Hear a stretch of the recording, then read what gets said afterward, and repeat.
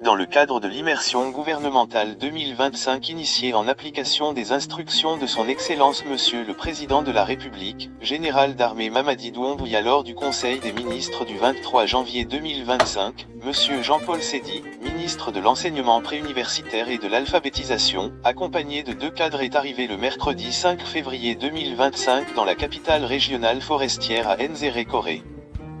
Du côté gouvernemental, il faut noter que la mission d'immersion était dirigée par Monsieur le Premier ministre, chef du gouvernement, Monsieur Amadou Ouriba. Cette première phase a duré 16 jours, c'est-à-dire du mercredi 5 au jeudi 20 février 2025 et a parcouru les préfectures de Zérékoré, Lola, Beya, Yomou, Massinta, Gekedou, Farana, Kissidougou, Dinguireil, Dabola, Kankan, Mandiana, Sigiri, Kérouané et Kouroussa. Les objectifs gouvernementaux de l'immersion étaient les suivants. En plus de s'assurer en général de la mise en œuvre effective des programmes publics et de prendre en compte les préoccupations des collectivités, il était spécifiquement prévu de évaluer l'état d'avancement des projets et programmes publics à travers des visites de terrain et une analyse du niveau de financement, des taux d'exécution et des blocages éventuels. Assurer le suivi des engagements gouvernementaux pour une exécution optimale des politiques publiques. Renforcer la gouvernance territoriale, services déconcentrés et décentralisés, en proposant des actions concrètes pour améliorer la qualité des services publics au niveau local. Sensibiliser les citoyens sur les réformes en cours, notamment celles liées au programme national de recensement à vocation référendaire et au processus référendaire. C'est en fonction de ces objectifs que le ministère de l'Enseignement préuniversitaire a élaboré ses propres objectifs en lien avec la mission du département. Ces objectifs adaptés sont les suivants. Évaluer l'état d'avancement de la mise en œuvre des projets et programmes éducatifs à l'intérieur du pays. Assurer le suivi des projets éducatifs identifiés à titre d'engagement du gouvernement pour assurer leur exécution correcte. Organiser des réunions techniques pour donner des orientations au cadre des services déconcentrés pour améliorer la qualité de leurs prestations. Sensibiliser les acteurs de l'éducation dans leur ensemble pour renforcer notre système de gouvernance, de pilotage et de gestion au niveau du secteur de l'éducation. La mission s'est déroulée en 2 phases essentielles. Une première phase caractérisée par des échanges et travaux techniques autour de la vie et du fonctionnement des services déconcentrés pour aboutir à l'état des lieux des projets et programmes publics. Une deuxième phase consacrée aux prises de contact suivies de meetings de sensibilisation pour le travail fait avec conscience et professionnalisme, gage du succès de l'école guinéenne dans la paix et la quiétude. C'est ainsi que partout, en marge du calendrier gouvernemental conduit par le Premier ministre, chef du gouvernement, Monsieur Amadou Ouriba, comprenant des meetings de sensibilisation, inaugurations, visites rendues aux notabilités, le ministre de l'Enseignement préuniversitaire a organisé des rencontres avec l'ensemble des acteurs de l'éducation. Ces rencontres qui avaient pour but de diffuser le message du président de la République en faveur de la transformation qualitative du système éducatif guinéen, avaient pour cible, selon le ministre, des citoyens guinéens évoluant dans le secteur de l'éducation à cause de leur diversité. Quels sont les messages clés véhiculés par Monsieur le ministre Jean-Paul Seydi? Il faut d'abord retenir globalement que les différentes réunions organisées se sont tenues autour des questions de paix et de la responsabilité des cadres pour qualifier notre système d'enseignement-apprentissage. C'est pourquoi, Monsieur le ministre, fidèle aux orientations du gouvernement et à la vision du président de la République, le général d'armée, son Excellence Mamadi Doumbouya, a été partout précis et pragmatique sur le choix des thèmes dont entre autres la refondation et la rectification.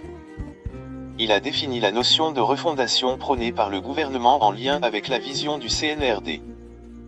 Dans le secteur de l'éducation, selon l'orateur, ce processus doit commencer par la refondation morale individuelle de chaque acteur de l'école, responsables, enseignants, élèves, parents d'élèves, partenaires techniques et sociaux, pour rejeter les mauvaises habitudes dont l'école a été toujours victime à travers un amour réel de la Guinée qui est en compétition avec les autres pays de l'Afrique et du reste du monde. La reconnaissance au chef de l'État pour ses bienfaits en faveur du secteur de l'éducation. L'un des points d'attention ayant focalisé l'auditoire du ministre a été le rappel des nombreux avantages que le secteur de l'éducation continue de bénéficier en termes de politique globale de la part du gouvernement du Premier ministre Monsieur Amadou Ouriba, voulu par le chef de l'État, le général d'armée, son Excellence Mamadi Doumbouya.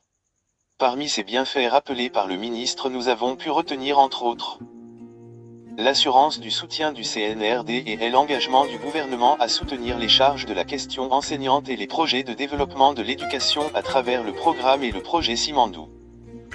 L'assainissement du fichier de la fonction publique suivi de l'augmentation substantielle des salaires des enseignants avec le paiement des primes d'éloignement partout.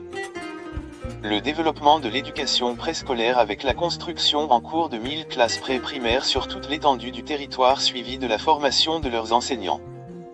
Le programme Simandou 2040 qui projette une gamme de projets de financements et d'accompagnement portant sur des bourses d'études, de construction d'écoles de type spécialisé comme Simandou Academy.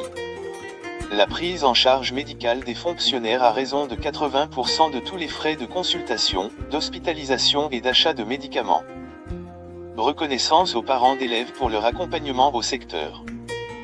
Le message de reconnaissance à la participation remarquable des partenaires sociaux comme les APAE à Kissidougou par exemple et un peu partout dans les régions parcourues pour cette phase a été un autre point d'attention du ministre Jean-Paul Sédy. Après avoir adressé des félicitations et encouragements aux partenaires sociaux, il a invité l'HES responsable des services déconcentrés du ministère à éviter de se mêler à leur gestion. L'idée était de les amener à ne pas abuser de leur position pour empêcher la continuité scolaire pour les enfants des parents d'élèves jugés comme des mauvais contribuables. L'école publique étant soumise à un engagement constitutionnel par rapport à sa gratuité en Guinée, a-t-il rappelé partout. La paix comme une stratégie nationale de réussite du système. L'un des points majeurs des différentes interventions tenues par le chef du département de l'éducation dans toutes les préfectures fut consacré à l'explication de l'intérêt que revêt la paix et la sérénité dans nos concessions scolaires avant de procéder à la mise en œuvre d'un quelconque projet éducatif. Le sens du métier de l'enseignant. Le rappel de la signification du sens du métier de l'enseignant qui, en plus d'être noble comme pense tout, a des référentiels, des codes qui imposent la confiance en soi, le respect de soi, la responsabilité, in fine, une occupation, un travail important, nécessaire et respectable. Le rôle des chefs d'établissement et directeurs d'école.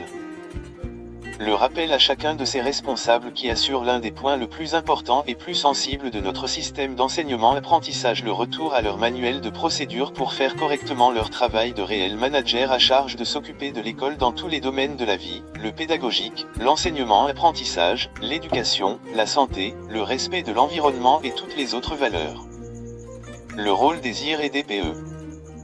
Le rappel de la mission de ces services, responsables à part entière de la mise en œuvre et de la réussite de notre politique éducation dans ses différents volets de la gouvernance, l'accès, le pilotage et la gestion au niveau déconcentré.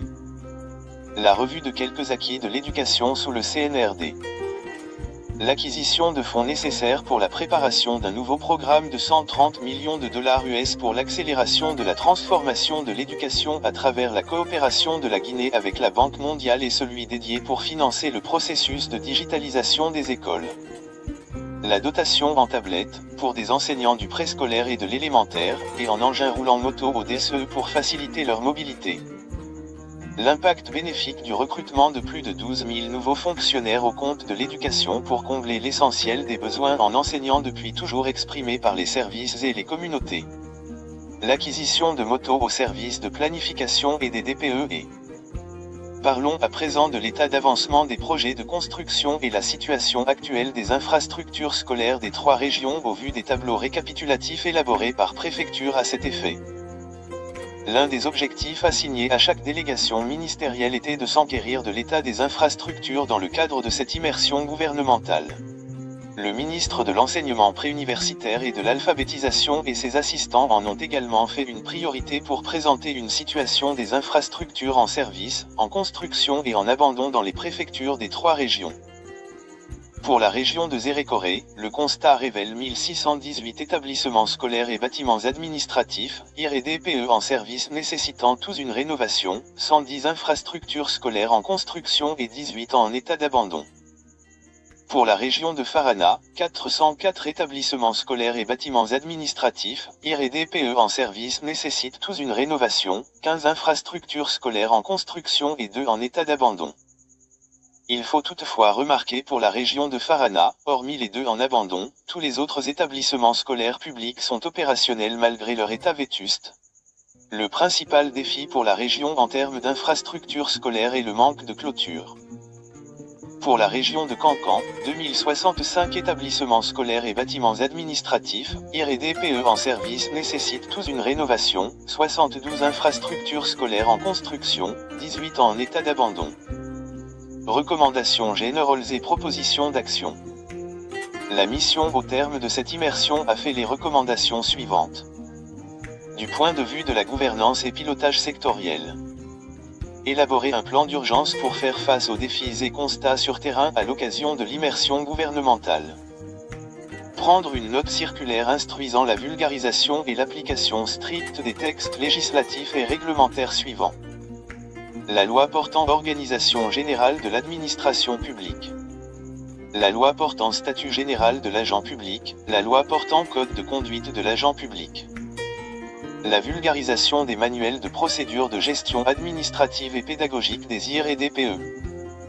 Doter les responsables à la base d'engins roulants tout-terrain pour les IR et DPE et les motos pour les chefs sections, chefs cellules et DSE y compris les nouvelles communes. Accélérer la régularisation de la situation des contractuels temporaires ou personnels d'appui sans solde. Confirmer les propositions de nomination aux postes intérimaires dans les services et dans les établissements scolaires. Mettre en place une plateforme digitale pour diffuser l'ensemble des documents pédagogiques et administratifs, brochures programmes, manuels de procédure, textes et lois régissant le fonctionnement des écoles, établissements.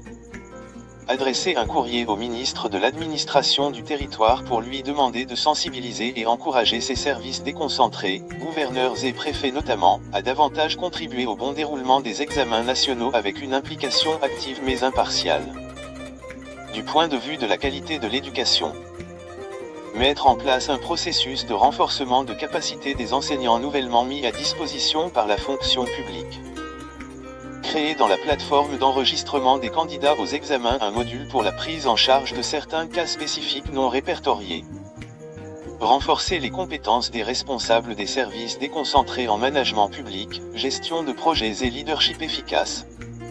Du point de vue de l'accès et de la gestion. Organiser un séminaire de formation sur les procédures de gestion administrative et financière des services du MEPUA.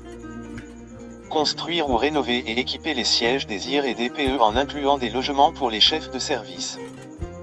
Initier des formations en gestion et leadership scolaire en faveur des directeurs d'écoles et chefs d'établissement.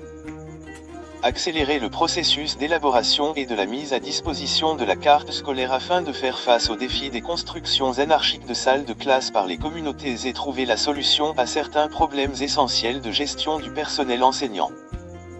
Doter les centres d'alphabétisation en personnel et fourniture de préapprentissage. Recruter des enseignants pour combler le gap restant. Relancer le programme de rénovation, de construction en cours ou extension, d'équipement et d'aménagement des écoles et établissements scolaires délabrés dans les localités visitées. Conclusion.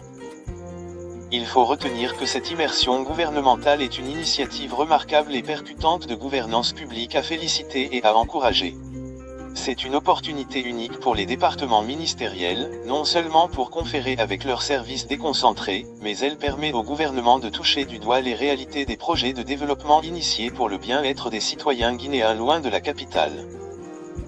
Quant à l'éducation, elle aura servi de tremplin pour sensibiliser l'ensemble de ces services au niveau déconcentré à continuer de qualifier leur mission d'une part, mais aussi pour les rassurer du soutien continuel du gouvernement et le président de la République, le général d'armée, son Excellence Mamadi Doumbouya, à leurs efforts quotidiens dans le processus de transformation qualitative de notre système dans le cadre du programme Simandou 2040. Remerciements. Nous ne pouvons pas terminer cette vidéo sans rendre un vibrant hommage à Monsieur le ministre de l'Enseignement préuniversitaire et de l'Alphabétisation, Monsieur Jean-Paul Seydi, à son secrétaire général Dr Salif Boundou Silla, son chef de cabinet, Monsieur Abbas Camara et l'ensemble des membres de son cabinet, conseillers, les directeurs nationaux et leurs adjoints, les chefs de services centraux du département. Il faut également remercier l'ensemble des IR et DPE et leurs cadres qui ont accueilli avec chaleur et enthousiasme partout la délégation ministérielle du MEPUA avec le souhait d'un agréable séjour de travail. À travers eux pour couronner, la mission remercie également Monsieur le Président de la République, le général d'armée, son Excellence Mamadi Doumbouya, et le gouvernement dirigé par le Premier ministre, Monsieur Amadou Ouri.